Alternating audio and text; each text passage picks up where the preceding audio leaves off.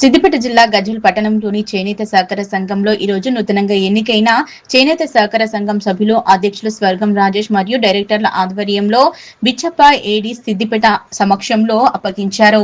ఏడియా అంజయ్య చేనేత సహకార సంఘం గజ్వేల్ ఇన్ఛార్జ్ అధ్యక్షులు స్వర్గం రాజేష్ మరి అప్పగిస్తూ బ్యాంక్ బ్యాలెన్స్ 15 లక్షల రూపాయల నగదు 3 లక్షల రూపాయల విలువగల షర్టింగ్ బట్ట స్టాక్ ఉన్నట్లు వివరించారు. చేనేత సహకార సంఘం యొక్క పూర్తి ఛార్జ్ అప్పగించారు. గజ్వేల్ చేనేత సంఘంలో చేనేత కార్మికులకు మా యొక్క సహాయం చేసేలా పూర్తి స్థాయి సహకరిస్తామని నూతనంగా ఎన్నికైన అధ్యక్షులు స్వర్గం రాజేశం తెలిపారు. కార్యక్రమంలో సంఘం డైరెక్టర్లు ఇతరులు పాల్గొన్నారు. గజ్వేల్ చేనేత సహకార సంఘం ఎన్నికలలో నూతనంగా ఎన్నుకోబడిన కమిటీ ముందు నేను గత 4 సంవత్సరాలుగా పిఐసి బాధ్యతలు నిర్వహించి ఈ రోజు వారికి కొత్తగా ఎన్నికైనటువంటి చైర్మన్ గారికి పదవి బాధ్యతలు అప్పగిస్తున్న సందర్భంగా రిపోర్ట్ ను నేను సమర్పిస్తున్నాను. బ్యాంక్ బ్యాలెన్స్ నిల్వలు 15,27,882 రూపాయల నిల్వ ఉంది. బ్యాంక్ బ్యాలెన్స్ తదుపరి వస్త్రంలో స్టాక్ వచ్చి నిల్వ 3,11,647 రూపాయలు ఉంది. మొత్తం కలిసి 18,77,598 రూపాయల నిల్వ ఉంది. టోటల్ గజ్వేల్ చేనేత సహకార సంఘం సంబంధించి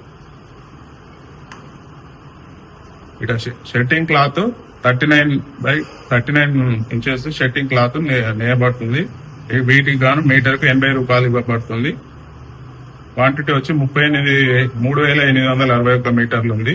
దీని నిల్వ వచ్చి 3,11,647 రూపాయలు ఉంది. వస్త్రంలో స్టాక్ ఇది అండి. 2022 జనవరి 11 రోజున ఛార్జ్ తీసుకోవడం జరిగింది. అఫీషియల్ పిఐసిగా బాధ్యతలు తీసుకోవడం జరిగింది. ఆ సందర్భంలో మొత్తం బ్యాంక్ బ్యాలెన్స్ నిల్వ సుమారుగా 7 లక్షలు ఉంది. ప్రెసెంట్ వచ్చి బ్యాంక్ బ్యాలెన్స్ నిల్వ 15 లక్షలుగా మీ ముందు ఉంచడం జరుగుతుంది. అంటే దాదాపుగా రెట్టింపు నిల్వతోటి ఇప్పుడు కొత్త కార్యవర్గానికి మేము బాధ్యతలు అప్పగించడం జరుగుతున్నాయి. తదుపరి కూడా ఇదే విధంగా మీరు ముందుకు తీసుకెళ్తారని నేను మనస్ఫూర్తిగా కోరుకుంటున్నాను. Thank you. నేను స్వర్గం రాజేశం, నూతనంగా గజ్వేల్ చేనేత సహకార సంఘానికి అధ్యక్షుడిగా ఎన్నిక కావడం జరిగింది. అట్లానే మా పాలక వర్గ సభ్యులు వైస్ ప్రెసిడెంట్ సత్యం గారు, రామచంద్ర గారు, ప్రసాద్ గారు, మిగతా గౌరవ డైరెక్టర్స్ అంతా కూడా నూతనంగా ఎన్నిక జరగడం జరిగింది. ఈ రోజు మరి ఏడీ గారి సమక్షం లోపల ఇంతకు ముందు ఉన్నటువంటి ఏడీఏ గారి ద్వారా మేము చార్జ్ తీసుకోవడం వల్ల జరుగుతుంది.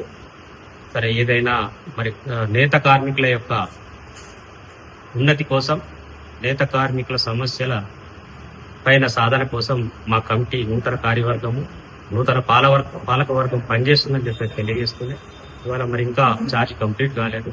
సరే, ఇప్పుడు డిఓ గారు చెప్పినట్టుగా ఏదైతే బ్యాంక్ బ్యాలెన్స్ ఉందో దాన్ని రెట్టింపు చేసే విధంగా, సంఘానికి ఉపయోగపడే విధంగా ఈ సంఘం యొక్క ఆస్తులను మేము పాలకవర్గంగా కాపాడుతూ మరి నేత కార్మికుల యొక్క మరి అభ్యున్నతి కోసం మా పాలకవర్గం ముందుంటుందని, మరి వారికి ప్రభుత్వాల ద్వారా వచ్చేటువంటి అన్ని సదుపాయాలను కూడా మరి ఇక్కడ మేము వారికి నెరవేర్చడం కోసం పాలకవర్గం పనిచేస్తుందని తెలియజేస్తూనే మరి ఇంతకుముందు చెప్పినట్టుగా, ఎందుకంటే బట్ట చాలా స్టాక్ ఉంది. ఒక 3-4 నెలల నుంచి బట్ట పోవడం లేదు. ఏదైతే నేసినారో కార్మికులు మరి ఆ స్టాక్ ఉంది కాబట్టి ఆ స్టాక్ కూడా వారు ఇప్పుడు అమౌంట్ గా చూపెడుతున్నారు, బ్యాంక్ బ్యాలెన్స్ లో చూపెడుతున్నారు.